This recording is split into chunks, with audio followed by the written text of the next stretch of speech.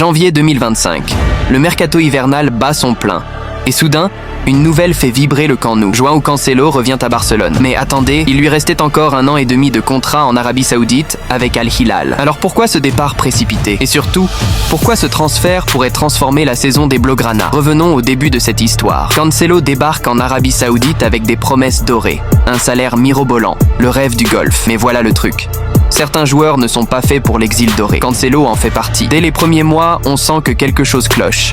Le niveau de jeu, l'intensité, l'ambiance, rien ne peut remplacer l'adrénaline des grandes nuits européennes. Alors quand janvier arrive, Cancelo prend une décision radicale. Il se rend disponible, il veut partir. Coûte que coûte. Destination, l'Europe, mais pas n'importe où. Il a une idée fixe, Barcelone. Son club de cœur, l'endroit où il a déjà brillé et où il se sent chez lui. L'Inter Milan flaire le bon coup. Dumfries vient de se blesser, ils ont besoin d'un latéral de classe mondiale et Cancelo coche toutes les cases. Les dirigeants italiens sont prêts à dégainer. Ils appellent, ils négocient, ils font des offres. Mais Cancelo, il dit non, poliment, mais fermement, parce qu'il attend. Il attend Barcelone. Cette attente aurait pu être fatale. Le mercato, c'est comme un jeu de chaises musicales. Quand la musique s'arrête, il faut avoir une place. Rester sans offre concrète, c'est risquer de se retrouver coincé en Arabie Saoudite jusqu'à la fin de la saison. Mais Cancelo joue le tout pour le tout. Il parie sur Barcelone, et Barcelone répond présent. Pourquoi? Parce que les dirigeants catalans ne sont pas idiots. Ils voient l'opportunité en or qui se présente à eux. Un joueur de calibre mondial, qui connaît déjà la maison, qui veut absolument venir, et qui est disponible pour une bouchée de pain. C'est le genre d'occasion qu'on ne laisse pas passer. Mais au-delà de l'opportunité financière, il y a un vrai besoin sportif. Barcelone a un problème, et pas des moindres. Les latéraux, à droite comme à gauche, il n'y a pas de véritable doublure. Quand un titulaire est blessé ou suspendu, c'est la panique. Xavi doit improviser, déplacer des défenseurs centraux comme Koundé ou Eric Garcia sur les côtés. Et ça, sportivement, c'est loin d'être idéal. Imaginez, vous avez un défenseur central performant à son poste, et vous devez le déplacer latéral parce que vous n'avez personne d'autre. Résultat, vous affaiblissez 2 postes au lieu d'1. La défense centrale perd un élément, et le couloir latéral n'a pas un spécialiste. C'est exactement le genre de bricolage qui peut coûter des points dans les moments cruciaux de la saison. Cancelo arrive donc comme la solution à ce casse-tête. Et pas n'importe quelle solution. Une solution premium. Pourquoi? Parce que le Portugais est ce qu'on appelle dans le jargon un joueur polyvalent. Il peut jouer à droite, il peut jouer à gauche. Et surtout, il peut le faire au plus haut niveau. Combien de joueurs dans le monde peuvent se vanter d'être aussi efficaces des deux côtés? Pas beaucoup. Évidemment, tout n'est pas parfait.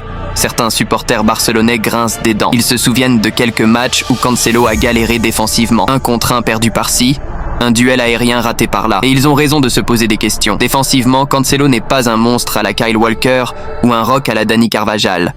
Mais voilà le truc. Le football moderne, surtout sous la direction de Xavi, a évolué. Les latéraux d'aujourd'hui ne sont plus les mêmes qu'il y a 10 ans.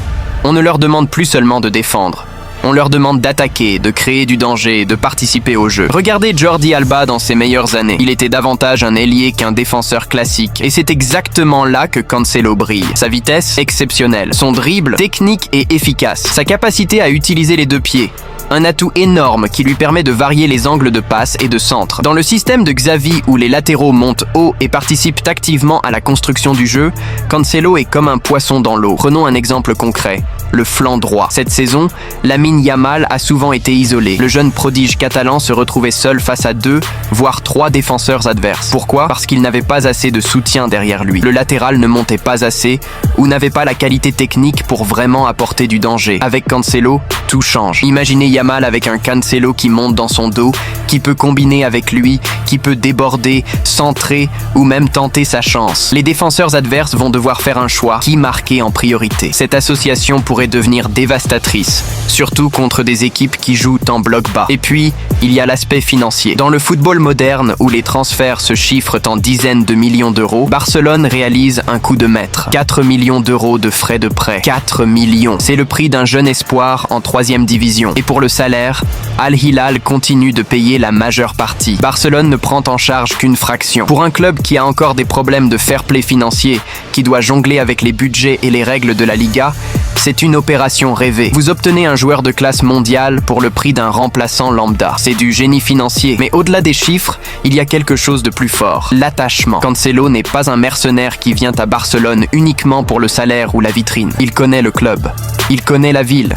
Il connaît le vestiaire. Il a déjà vécu cette expérience et il veut la revivre. Cette motivation, cette envie sincère de porter à nouveau le maillot blaugrana, c'est quelque chose que l'argent ne peut pas acheter. Les dirigeants barcelonais l'ont bien compris. Quand un joueur de ce calibre vous dit « Je veux venir chez vous, je suis prêt à faire des sacrifices financiers pour ça », vous signez, sans hésiter. Parce que ce genre d'engagement mental fait toute la différence sur le terrain.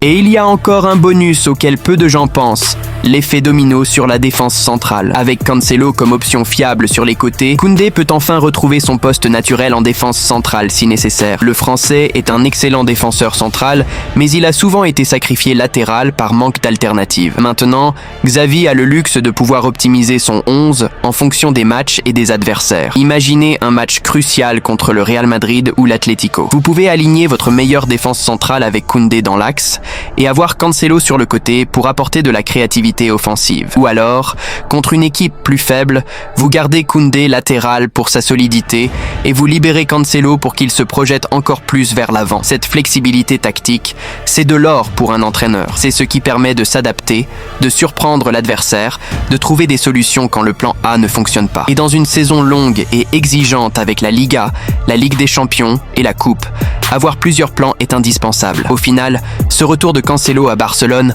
n'est pas qu'un simple transfert. C'est une déclaration d'intention. C'est Barcelone qui dit « Nous sommes de retour. Nous savons identifier les opportunités. Nous savons attirer les meilleurs joueurs même avec des moyens limités. » C'est aussi Cancelo qui dit « Je préfère jouer au plus haut niveau en Europe, même avec un salaire moindre, plutôt que de finir ma carrière en Arabie Saoudite. » Ce prêt pourrait bien être l'un des coups du mercato hivernal. Pas le plus médiatisé, pas le plus cher, mais potentiellement l'un des plus intelligents. Barcelone récupère un joueur de classe mondiale pour presque rien, comble un besoin criant dans son effectif et redonne un équilibre à son jeu. Maintenant, reste à voir sur le terrain. Les attentes sont élevées. Les supporters veulent des résultats. Cancelo le sait. Il a une deuxième chance de marquer l'histoire du Barça. Et quelque chose me dit qu'il ne va pas la gâcher. Le Camp Nou est prêt à vibrer à nouveau. Et Cancelo aussi.